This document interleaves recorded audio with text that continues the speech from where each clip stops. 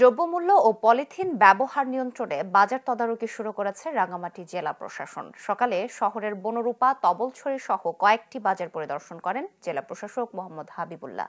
তিনি জানান, রমজানের আগে যাতে বাজারে কোনো প্রকার সিন্ডিকেট তৈরি হতে না পারে, সে কারণেই এই পদক্ষেপ। একই সাথে পলিথিন ব্যবহার বন্ধে মোবাইল কোর্ট পরিচালনার কথাও জানান তিনি।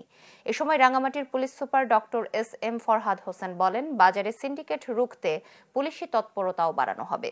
অতিরিক্ত জেলা প্রশাসক মোহাম্মদ রুহুল আমিন এ সময় উপস্থিত ছিলেন। সবকিছুতে মূল্য তালিকা আছে কিনা সেই বিষয়টা আমরা ইনশিওর করার চেষ্টা করছি, যাতে আমাদের ক্রেতারা ন্যায্য মূল্যে দ্রব্য কিনতে পারে।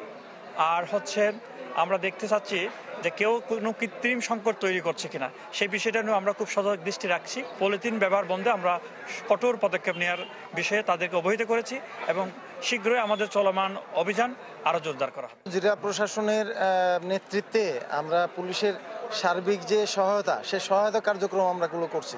যেখানে আইনের প্রয়োগ করা দরকার সেভাবে আমরা আইনের প্রয়োগ করতে আমরা পিছপা হব না, সেভাবে অ্যাক্টিভলি আমরা কাজ করব।